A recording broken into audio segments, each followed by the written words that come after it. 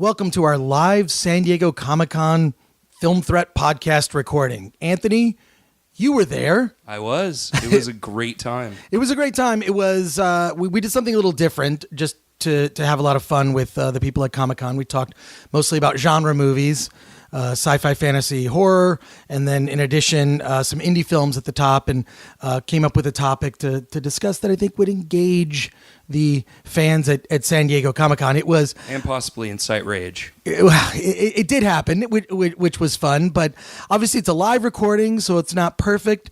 Jon Schnepp was late, Yeah. so I was stalling at the top of the show. He likes to make dramatic entrances. Yeah, well, when it's someone else's show, he seems to be late. But we hope you enjoy this episode live from San Diego Comic-Con. I think you'll think it's a treat. And I also want to remind you that the Film Threat podcast will be live Saturday, July 29th at 11 a.m. at Politicon in Pasadena, California. So it's at the Pasadena Convention Center. We're doing a very special episode of the Film Threat podcast called All the President's Movies. So if you are interested in tickets, just go to the Film Threat Twitter account to @FilmThreat or our Facebook page, facebook.com/filmthreat, and you'll see a link to purchase tickets to Politicon. It's going to be a great weekend. Adam Carolla's there, Chelsea Handler, a lot of the hosts that you see on CNN and MSNBC will actually be there. So it's sort of a mix of comedy and politics. It's actually like Comic-Con for politics. And I attended it last year, pitched them doing the Film Threat podcast. They love the idea. So join us this weekend at Politicon, Saturday, July 29th. I'll actually be there all weekend. But come and see the Film Threat podcast live. And now, Film Threat live from San Diego Comic-Con. Woo-hoo! Yesterday, I was so busy, just because it's crazy at the con. Came back to the hotel room, thought I would take a shower. I had brought a bottle of Febreze because I knew I wouldn't have time to do laundry. And I just sprayed my entire body with Febreze. So if you ran into me at a party last night and I smelled like Febreze, that is a Comic-Con tip right there to help you enjoy your San Diego Comic-Con experience. It's better than a cloud of Axe spray. Yes, I smelled like Yeah. fresh laundry.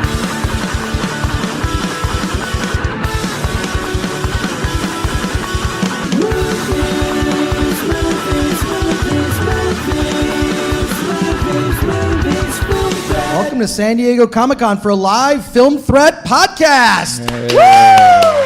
Woo! Awesome.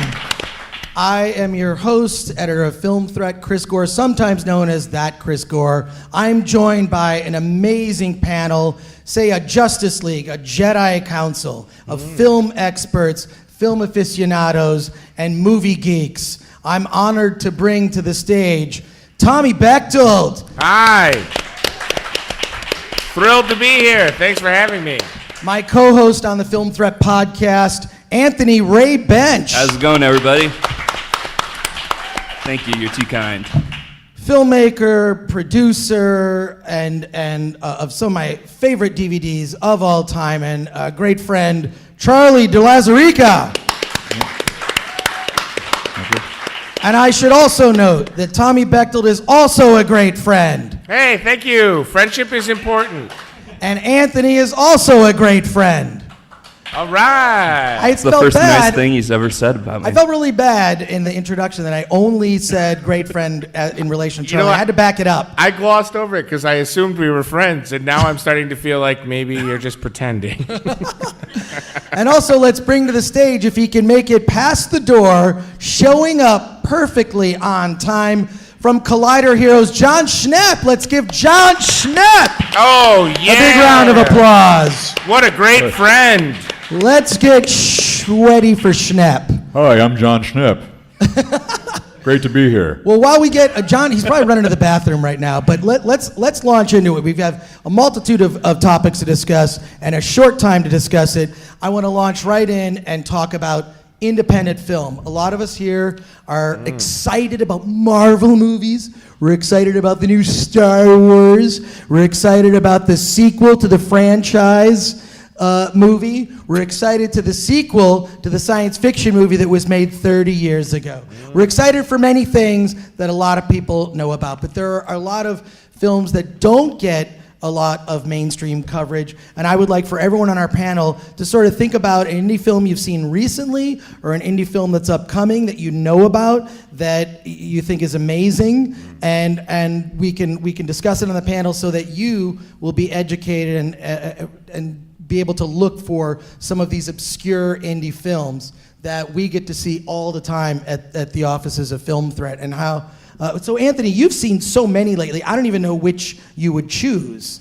So many. I mean, did anyone see Colossal this year? Ooh. Colossal was fantastic. Colossal I was loved it. Yeah. Colossal was amazing, and it was also interestingly funded by a company, partially by a company called Legion M, which is fan backed. It's kind of like Kickstarter, and I thought Colossal was fantastic. So, but what other indie movies, Anthony? I know you have a huge list. Yeah, well, one of them, it just came out on Blu-ray, actually. It's called Buster's Malheart. It's this really neat kind of, I guess the only way I could describe it is a mind fuck movie. You don't really know what's going on, but the more you watch it, the more you pick up things and you kind of come up with your own theories. It reminds me a lot, like, I saw Donnie Darko as a teenager, and I could talk with my friends like in the same age group about that movie, about what we thought it meant, but then Richard Kelly kind of came out and was just like, it's about this, and there is no more debate about it. I think he talked a little bit more about that movie than he should have, but it's basically this guy played by Mr. Robot's Rami Malek, who is this legendary mountain man. And he goes into people's houses that are like millionaires, like their vacation houses, so they aren't there. And he kind of steals clothes. He doesn't really vandalize, but he does like weird things, like he poops in like one of their crock pots or something. That's better. Yeah, yeah. And then it flashes back to him before being the mountain man. It kind of tells a story of how he becomes, this crazy local legend. Basically, and then it does some weird stuff with time and kind of alternate realities. I highly recommend it. That's my movie of choice. That's the one that's sticking out in my mind right now. Great. Charlie, is there something that comes to mind for you, even if it's something that we haven't seen yet?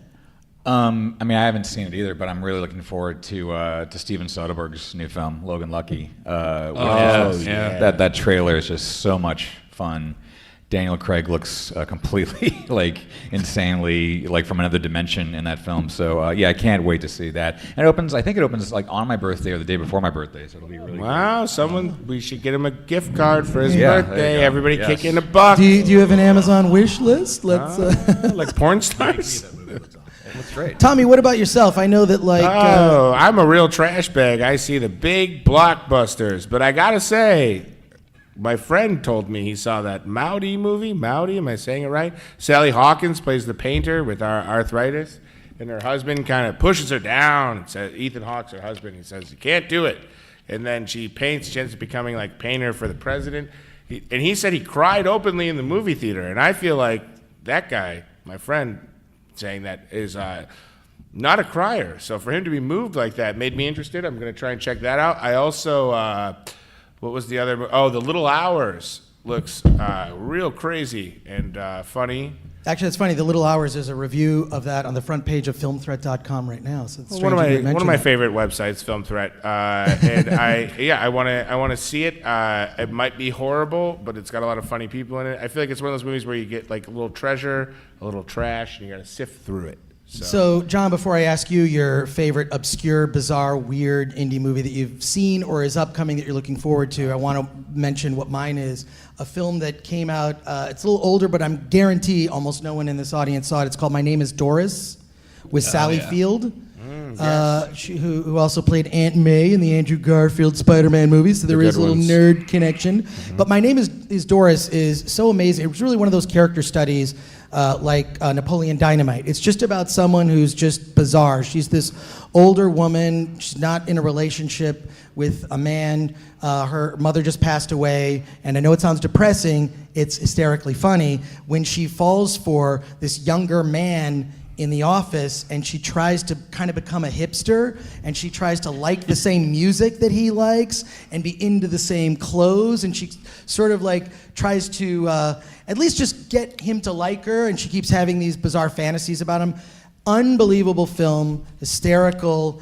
None of you saw it, right? Raise your hand if you saw it. See? No one. I saw it. You saw, yes. I you saw reviewed it. Yeah. One of last year's best movies, Sally Field, an Oscar winner in her own right, but it's a small indie movie that really is just character-based and shows you what you can do with no money. And I love those kind of small indie movies. John, do you have one that you would recommend to people? You probably have 50 off the top of your head. I was just thinking about Meet the Hollowheads, 1989. Just IMDb'd it because I couldn't remember all the different. There's so many. Juliette Lewis is the main star of it. It's a super weird film.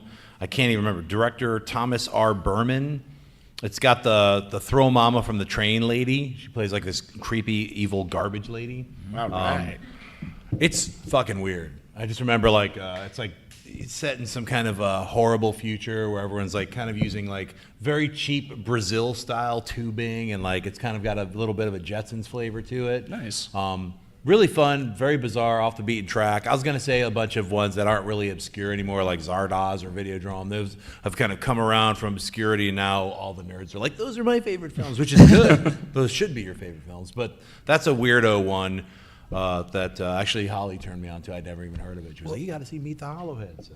And here's another bonus recommendation, a movie called I Am a Sex Addict, which is by a filmmaker named Kaveh Zahidi. He's from San Francisco. He makes a lot of bizarre movies. He made this movie called In the Bathtub of the World, where he basically shot himself each day for 1 minute on video and then edited all these 1 minute videos into a feature-length movie.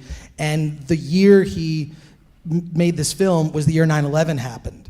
It's a bizarre, it's sort of a hybrid of like a documentary but I Am a Sex Addict is amazing. It uses like, it's like part documentary, it uses animation, it's very experimental to tell this story of the great loves of Kaveh's life. He's kind of trying to analyze himself and understand why his relationships with women fail. I believe it's on Netflix, but I love stuff like that. And we're kind of seeing a revolution in, I mean, yes, I think aspiring indie filmmakers out there, we'd all love to make the next Marvel movie or Star Wars, but I think what we're seeing is a whole new wave of indie sci-fi, right? Science fiction and fantasy, where it's taking something really simple and high concept and just doing it on a low budge indie level. And there are a lot that are upcoming, right?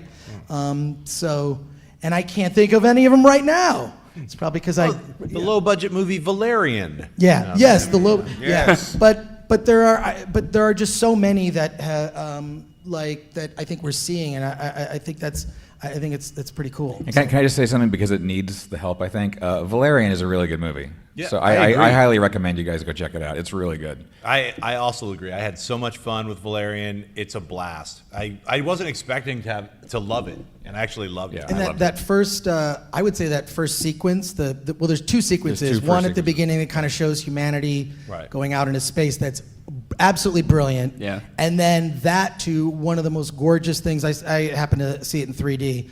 Stunning. That The marketplace? Yeah, that blows Avatar away, and then that scene after, it's amazing. And what's incredible about that, the original comic, which we were having this discussion, George Lucas lifted so many ideas out of the original comic from the 60s, everything from Han being frozen in carbonite is from that, to the shape of the Millennium Falcon, because the main ship in that is like the Millennium Falcon. So if you look, that's sort of ripping off Star Wars.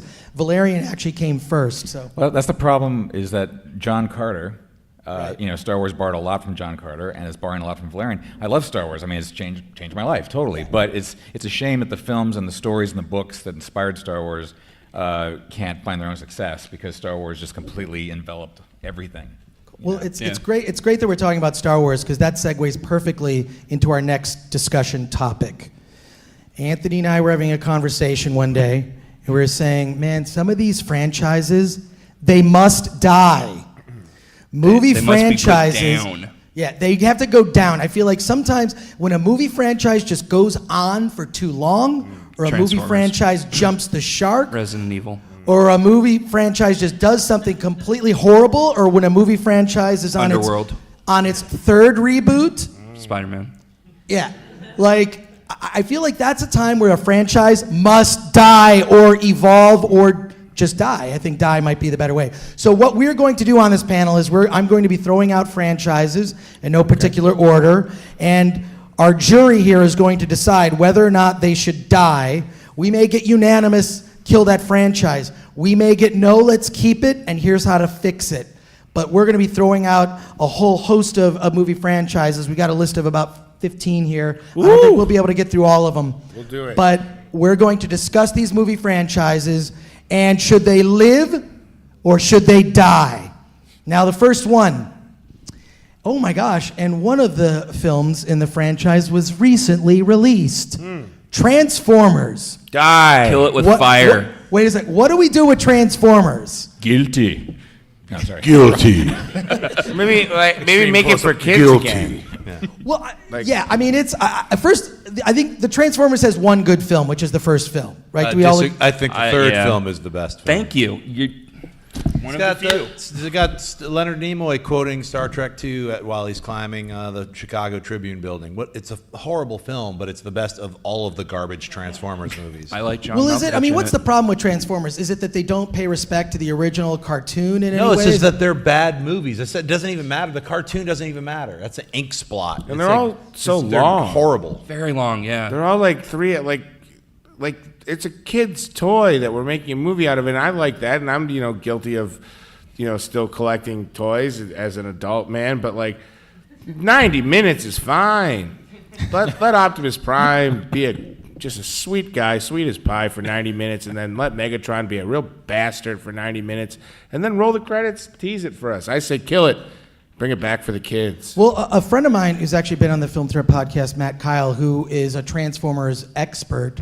He was actually the Transformers expert on Attack of the Show. He said that what he'd like to see is combine the Fast and the Furious franchise with the Transformers franchise and have the characters from Fast and the Furious drive the cars that end up being the Transformers to just sort of meld those two, just do a mashup of the franchise. Do they die when they transform, though? They get crushed to death by the Transformers? That would I would actually see be that pretty good. movie. A couple of those people, I think, deserve to on that, which actually would lead me to Fast and the Furious. What do we do with that? Outer space. Give it back to Roger Corman and let him just direct the next one. It really does seem like, because first of all, I think I only liked one of the Fast and the Furious movies, which was the Tokyo Drift one, just because it was a departure from the series. I just think that whole premise of it's about family. It's about smashing cars and beating people up. I thought it's never about family.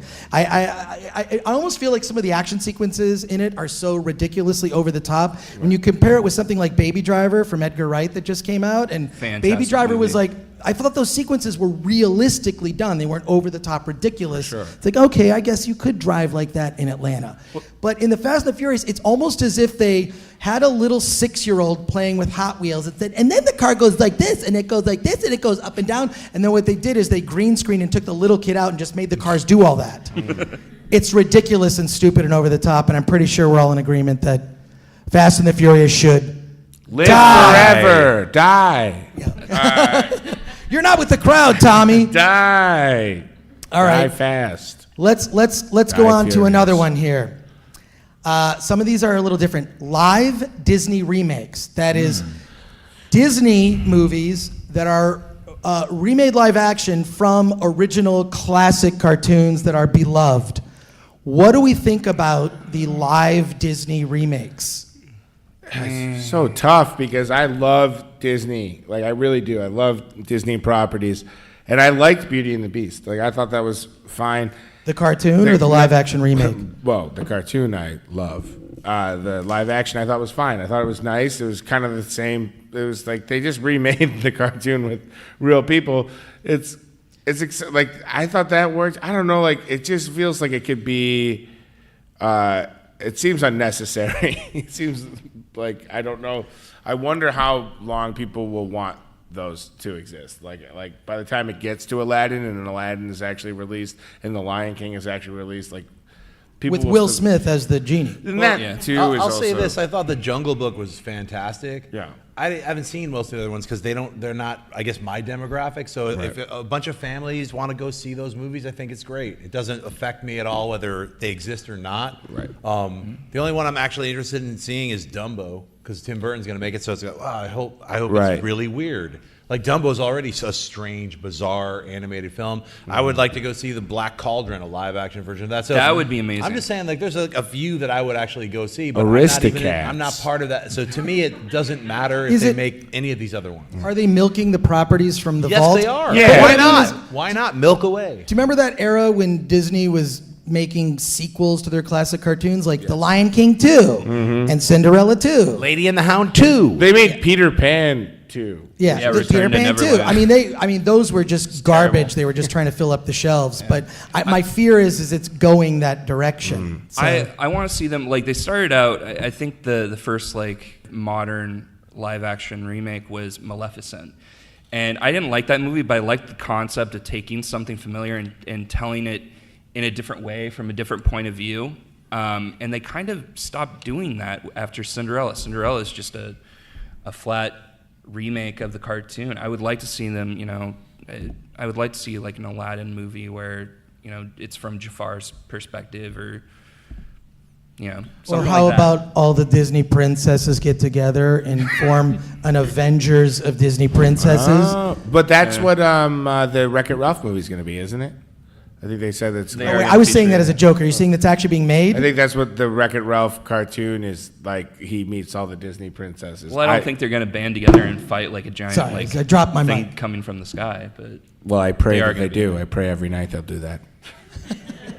I'd see it. So we're saying we're kind of split on this. It sounds like the live actions you guys kind of like, and I agree on Jungle Book. I thought Jungle Book was amazing. I think Lion King has the potential to be really I like good. seeing like animals talk because if any of you guys have dogs or cats, you always like wish to be like, man, it would be cool to just hang out and talk with you. So seeing those little wolves like, Mommy, where's Mowgli? It was like, wow, that looks like a little baby cub, actually the little tiny wolf talking. So for me, I'm real simplistic when it comes to those kinds of movies. They had a great Bill Murray voice casting, So if they do that with Lion King, it's Jon Favreau doing it. I can't wait to see it. It's like that to me is like why I would go see it. But once again, I'm not the demographic, so to me, it doesn't really matter if they make those films or not. Like I'd be like, here's my 7% of the $5 of the thing that it's like, who cares? Right. So it sounds like it sounds like you're saying live action Disney should live. Forever. This is the verdict. Yes. Okay. All right. Let's move on. Here's another one. Ghostbusters. Ghostbusters. Now this is a troubled franchise. What do we think? And do you guys have thoughts on that last Ghostbusters movie? Where do we stand on Ghostbusters? Well, this all-white male panel should definitely speak up with fervent opinions on this. I was really hoping they would do that combined shared universe that Dan Aykroyd was crying about for like 20 years. Yeah. Not really. I'm glad they didn't do Yeah. that. So, you know what? I enjoyed the Ghostbusters remake. I thought it was fun.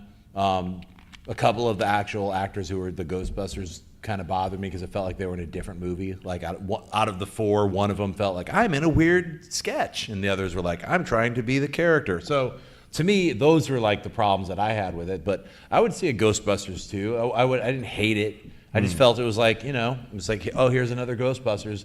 But then again, I loved the first one. I didn't love the second movie. And that came out like 2 years after the first one or something. So 5 years. It came out 5 years. Yeah, that's right. That's what I mean. Independence, whatever, that horrible sequel that came out 20 years later. That's to me when it's like, that's like, what about this weird brand that like 5% of the population loves and adores? Let's try to destroy that. Right. So, I mean, hey, you're here at Comic-Con, go to the Blade Runner experience. That's probably the coolest thing that I've experienced at any of the Comic-Cons. I know this man here, you cut together all of the Blade Runner DVD stuff. Did you go on that experience? I went to the opening night party. What did they you had. think? You're making like faces. I have mixed feelings. I think the the experience, the post VR part of it was amazing. Yes. That was great. Like Yes. that I could do all day long. Yeah, the post. So basically, you go in, they show you some artwork from the film. You get into a little chair with a bunch, like 20 other people. You strap on the VR rig. Then you're inside a spinner, and you're not in control of the spinner, but you're just sort of like floating around inside the Blade Runner universe. It's pretty well done as far as I'm concerned. I've never been inside a spinner. I felt, all right, I'm kind of in a spinner right now. You chase another spinner.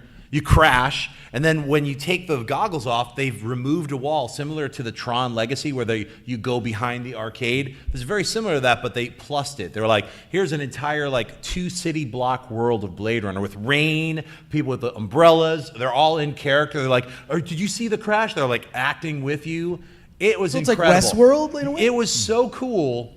I mean, it's not as cool as that because that would actually, then you could stay in Westworld. This was like, don't be here for more than 2 hours. So anyway, it's like I sat down. I was like, yo, Taffy Lewis on tap. I was trying to play the role, and it was really fun. So I have to give it up to Alcon and all the people who put that together. I haven't seen Blade Runner 2049. I never asked for a sequel. I feel it's like one of the greatest standalone films, one of the greatest science fiction films ever made. I, of course, cannot wait to see this film, but whether or not it's good doesn't affect the original Blade Runner. Like, I only say there's one Matrix movie because 2 and 3 are horrible abominations compared to the first one. I'm just saying, what they set up, they did not follow through with, or for whatever reason, there's a bunch of Star Trek Next Generation characters in there. They're like, no, once they went to Zion, it's like, wow. How disappointing. Sorry for all you Matrix fans out there. There's some quiet Matrix heads in the crowd. happening. Raise your hand if Crickets. the Matrix is your favorite thing. Nope. The first one, though, is I just rewatched it last week. I was on a plane. I was like, I'm going to rewatch the first Matrix. It stands up. It's still an incredible film. So, Let's go through a couple of franchises. I think these will be pretty easy, sort of a rapid fire. Any franchise related to any sort of movie related to Middle Earth? Die. Live. Die. Yeah, I think the first 3 movies are good, and that Hobbit thing. yeah, The Hobbit, if you were just going to say The Hobbit and everything else, I would say die. But the first 3, Lord of the Rings, live. So I guess I'm They're so split. perfect movies. I'd love an adventure where they sing a lot more. I think there was maybe a musical journey they could go. I want to see them. I want to see them Bombadil. pack for 45 more minutes, and then eat for 45 more minutes, and then pack some more. Yeah, just like a travel log. The first 3 were great, and they're done. They told their story.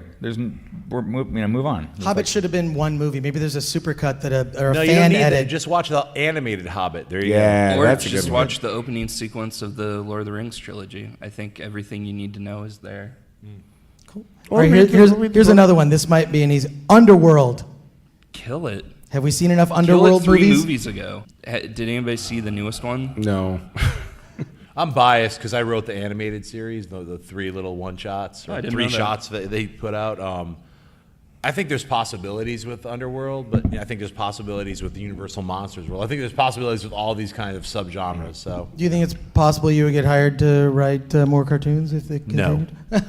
Okay. What about Resident Evil? Resident Evil's also been a franchise that has been around for some time. Well, I would like to see a reboot. I don't understand. This is a kind of a bigger question. Resident Evil and Saw and many of these other movies promise us the final chapter, and then they immediately announce Saw has another movie coming out. The last Saw, they're like, we won't do that. We're burning all of our assets. We're burning all of our personal homes down. We're all going to a commune in New Mexico. We'll never make another Saw again. Another Saw is coming out. Yeah. I mean, it's based on a video game. How precious can you be with it? I say make more. Make them spooky. Bring a date. Put your arm around See, it. that's why I think they should reboot it. The games, at least the earlier ones, were spooky, and I think it would be a good zombie movie, a good trapped in a mansion getting attacked by zombies. That sounds like a movie I want to see.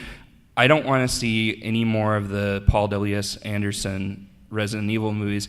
And they say the final chapter, but they sequel baited the shit out of this last one. They obviously are going to make more, and just...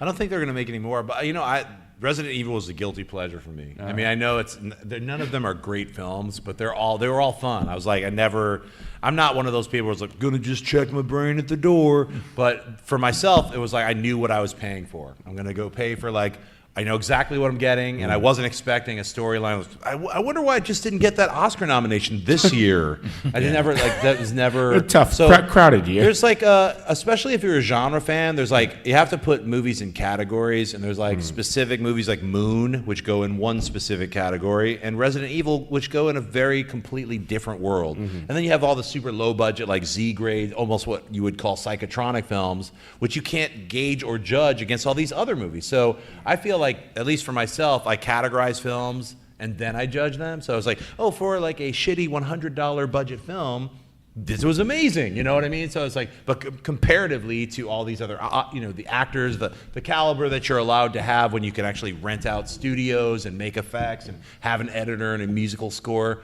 those things change and affect, the entire production line. So, I mean, for myself, would I want to see another sequel to Resident Evil? Well, it was the final chapter. So no, I don't want to see any more with Mia, but I would say, just like you were saying, Resident Evil and Silent Hill are great, scary, spooky, atmospheric video games. I think they could do something with that. They're fun on cable, too. Those are great, like, afternoon hangover cable watch movies, the Resident Evil ones. That's where honestly, I haven't really seen a lot of them in theaters. I've kind of seen them all on Sci-Fi Channel. Well, it sounds like Resident Evil is going to live, and that's a surprising answer. I did not expect that from this panel. Are you mad at us? A little bit. Let's talk about. We're so sorry. Let's circle back to Disney. Pirates of the Caribbean. We're now on. Die. Good. Next. God, that last one. Boy, that was easy. No, I think they should live on with. They should take out all of the wife auctions and replace them. Take anything out of the movie that might make anyone upset, and just have like a really friendly pirate adventure where they all hug. They drink non-alcoholic drinks. And they read books. And they read. They teach each other to read. And they teach each other to love. Because that's what being a pirate is all about. Would have been better than the last movie. All right, well then, wow. So you guys, in unanimous, it's just kill it.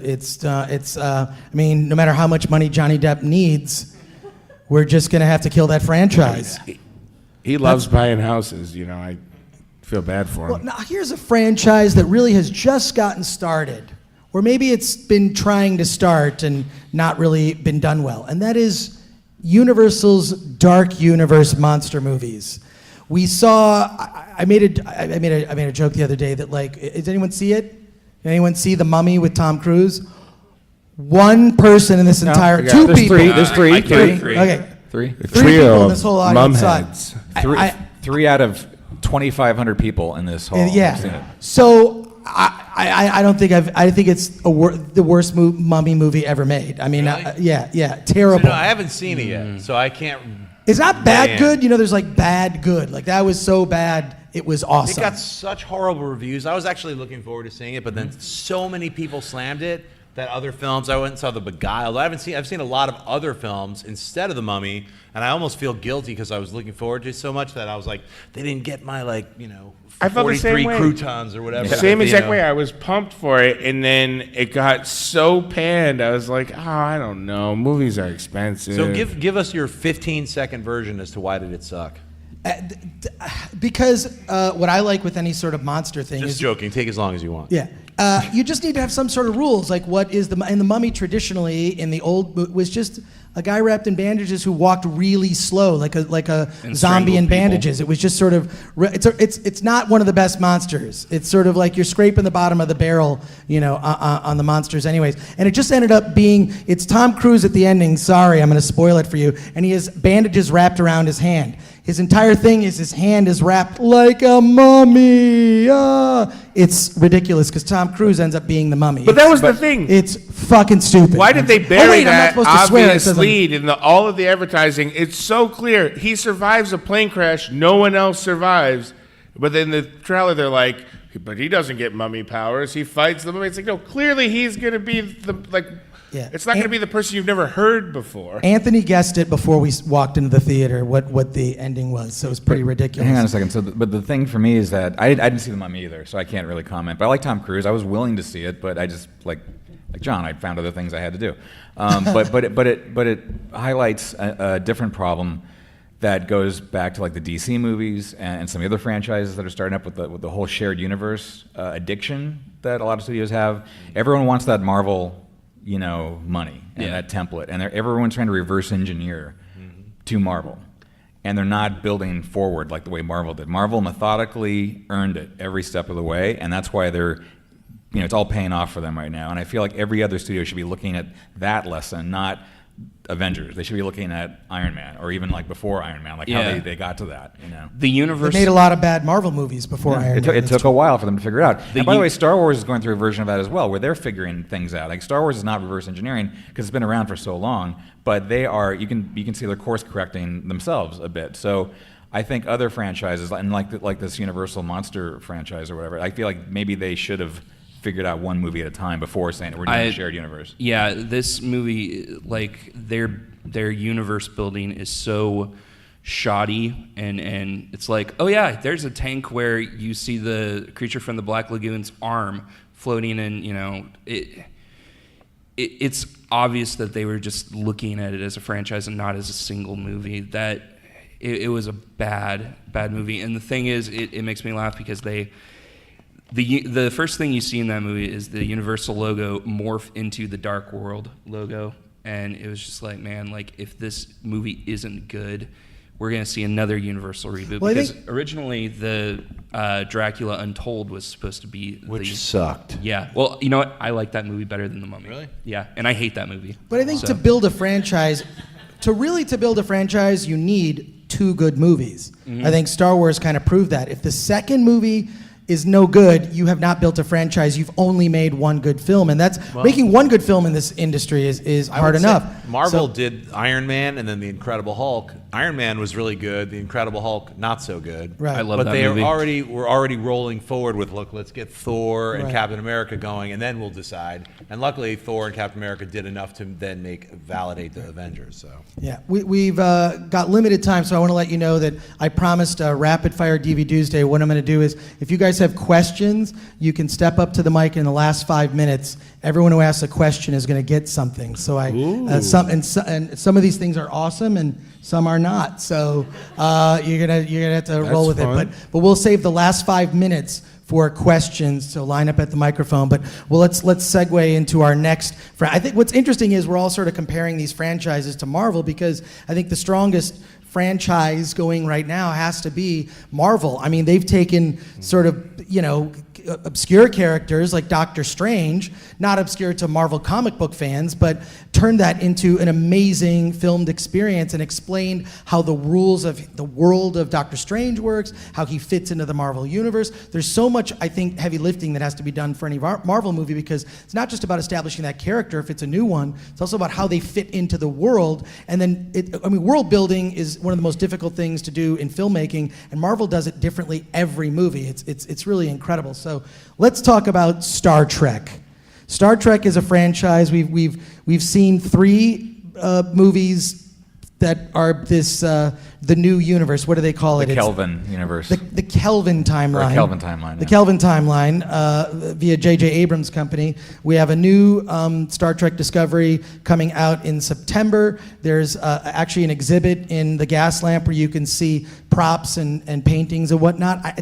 Frankly, I have to say, I really love the production design from what I saw. It's different. It kind of retains the spirit of the original series, while at the same time being practical. And additionally, it's something new. It's something new for sure. So I know people maybe are going to be upset it's not red shirts and gold shirts and blue shirts, but not precisely. But what do we think about Star Trek just as a franchise? And does Star Trek live better on television than movies? Well, there we go. Yeah. Yes, everyone. You know what? I'll say this. I enjoyed the the Kelvin universe films. I thought Beyond was really entertaining. It was a lot of fun. It was a very entertaining and fun film. When I go see a Star Trek movie, I know a lot of people think Star Trek the motion picture is like one of the greatest Star Trek films ever made. I personally can't stand it. I find it very boring.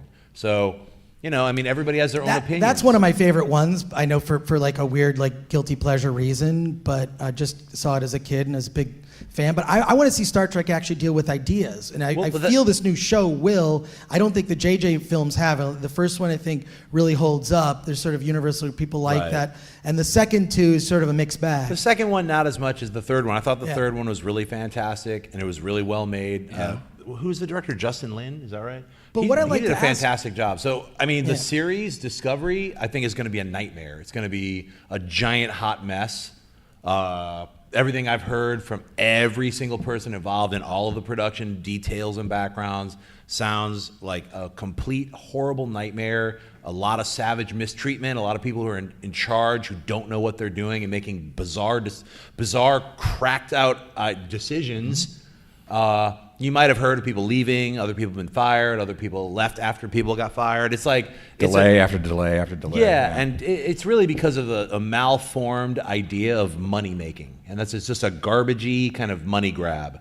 And so anytime I don't care if star whatever, you could throw whatever name it is, if they're not actually caring about the product, because all these things are products, and they're putting the right time, putting the right people, and the right amount of money, and the right amount of care, and the right amount of time into it to deliver to you, the person who likes this franchise, whatever it is, then you're going to get ripped off in some way. So I feel like all of the actors, they have some amazing talent. Doug Jones, a whole bunch of incredible, Michelle Yeoh, incredible actors and actresses involved. The production design, going back to Ralph McQuarrie's original designs. I think all of those kind of original ideas are going to inherently be there. But I feel like there's a simplification and also this kind of like pat on the back to the Gene Roddenberry fans. We've got some people who'll be there to fact check us. It's like that you have to say that makes me not want to see the series. Well, to me, I think it's all about who is the shepherd, right?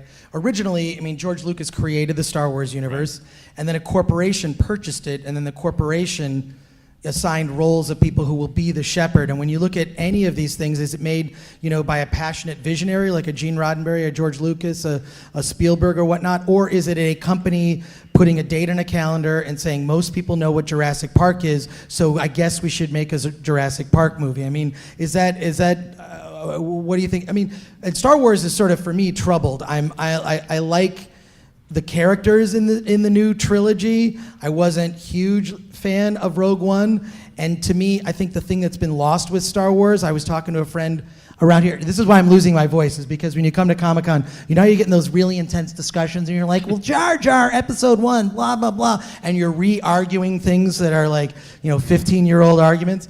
But I was just saying, look, I just want to see a Star Wars movie taking characters I love, and I want them to go places they've never been and have adventures that are new and original. Yeah. And that hasn't happened since The Empire Strikes Back, because now I feel we're stuck in this pop culture loop where every Star Wars movie is a reference to another Star Wars movie, or it's a reference to this, and you're like, I know that. That's a reference to that guy, Ponda Baba. It's like, it's just... I love Ponda Baba, though. It's this reference thing of like, does it make the audience feel smart? Because how about no references? I mean, it was great about Empire Strikes Back. There were no references. They went to places they'd never been. There were references to things off screen, though. Yeah, references like the bounty hunter on Ord Mandel. What's that story? Exactly. It had it had a life around the movie, whereas it wasn't referring to another movie. That's the difference. Right. And that's the problem I'm having with these new Star Wars films. They're just references to everything as a sort of, like, you're in on the joke. It's just not working for me, and I don't know. What are your guys' thoughts on that? Am I just... Well, I think that's just the kind of direction film and TV are going in now, is like, how much can you nod to past intellectual properties in your movie or your TV show? Like popular, even like adult cartoons like Rick and Morty and shows like that. They reference, the whole thing is referencing past properties and like pop culture things and historical events. Like, that's just what people are responding to now. So I agree, it's frustrating. It'd be a lot more fun to see Finn and Rey on an adventure on a planet we've never heard of, with no like, oh, this is sewing up or taking a nod to something that was said 30 years ago. I think they're just following where the money is and what people are paying to watch and responding to, which is kind of sad. But do you think the real problem might be like a person at my age, like a movie I saw when I was a kid and I'm still obsessed with it and buying toys and lining up to see them? Do you think that could be the real issue? Is what the hell am I doing with my life? No way. That could be part of the problem. Okay, so we're down to our last few minutes here. I want to thank our panel. Give these guys a big round of applause. Thank you guys for discussing the franchises that must die. And really, we have about 3 minutes left for questions. Everyone who asks a question is going to get a DVD and just anything related to it. It's the 5-year anniversary of Attack of the Show. I was on that show for 8 years talking about DVDs, and I know that just as someone who used to watch, I used to watch. I watch television. One of the things I'd always love is you watch TV. Wouldn't you like to yell at the person that you saw on the TV? Now you can yell at someone who you saw on the TV, and I am that person. So fire away with your question. Oh, is the microphone on for our questioner? More of a statement. Yeah, more of a statement. Stop the clock. Stop. This doesn't count towards our time. Whoa, stop the clock. Okay. Yeah, go for it. Well, you guys kind of brought up, you said you're a panel of white guys. Just roll with me here for a minute. When you said Fast and the Furious, I do understand where you're coming from. This last movie was whoa, but it does appeal to a large minority group, if you look at the cast. But I do agree with you because personally, I'd like to see Tyler Perry's movies go away. I'm not really his target. That was on our list. Yeah, that was on our list. But I do understand it appeals to this Christian base and particularly the African American Christian audience, but it's gotten bigger. I'm not his target demographic because I just one of them. All right, well, that statement, whether we agree with it, you've earned yourself a DVD, and it's The Invoking 3 Poltergeist Dimensions. Oh. Did I say you'd be getting a DVD? I didn't say they'd be good DVDs. I just said you would get one. But a good What's statement. your question, sir? Step up statement. to the mic. Just curious to you guys, do you think there's a finite amount of time for a sequel to work for a film? We're thinking about Blade Runner coming out. It may be the first one that really could work for a movie that's so old. Movies that usually wait that long don't work. Tron, Avatar's going to suck. These things are going to happen. Do you think that we have movie ADD? Because we don't need a Star Wars movie every year. Look how bad Dumb and Dumber 2 was compared to Dumb and Dumber. I mean, to take it out of the fantasy genre, but that clearly was an example of too much time has passed. The people who laughed at that 20 years ago are not there yet. I would say 30 years after Mad Max Beyond Thunderdome, we got Fury Road. Yeah. So it depends. It's like it depends. Yeah. I think it's a special case with all of that. Great point. Yeah, That and didn't you've really feature. earned yourself a copy of Subterranea Ooh, with classic. with William Catt and Nicholas Turturro. Oh. Maybe he's related to John Turturro. You believe never he know. is. What's your question here? We've just got a few more minutes. Yeah, I got a question. Do you think this is a franchise, and what is your general opinion of the John Wick movies? They're just going to do a third one and it's over. That's and then it. they'll have a hotel. They'll have completed the trilogy. say- About What the is the hotel, hotel called? The Underworld, Continental. There'll be a Assassin's Creed? series about the Continental. Burn that wick all the way down is Milk what it. I say. Why not milk it? But there's a lot of assassins. They all go to the Hotel Continental. Just so you know. I like That'll those happen. movies. Okay. Cool. I like the first John Wick. I vote yes, franchise. I'm And, with you. Infinitely better. and you've earned yourself a copy of The Devil's Forest. All right. I don't know anything about it, but there's a teddy bear that's all bloody with scissors and knives and stuff. Looks fun. Looks fun. And I want to thank Here's a everybody. franchise right here. It could be a potential franchise. I want to thank again our panel. I want to thank all the organizers of San Diego Comic-Con who allow me to do panels every year. Thank you, guys. San Diego Comic-Con, amazing organization. And what I love about Comic-Con, as much as they put on the big panels in Hall H, they still do panels on how creators can get into comics, how they do panels on filmmaking, on illustration, on just the industry. And I love that, Comic-Con continues to have the soul of the creative fan sort of pulsing through its veins. It hasn't sold out to all the insane interests in the city. It has nothing to do with the actual show. And I really want to thank you, the audience, for trekking all the way from the convention center to the San Diego Central Library here to see this panel. Thank you so much. I got free stuff for everybody. Thank you. And as we end the show, always with... Let's get out of out of here. Thank you. Thank you, San Diego Comic-Con. Thank you.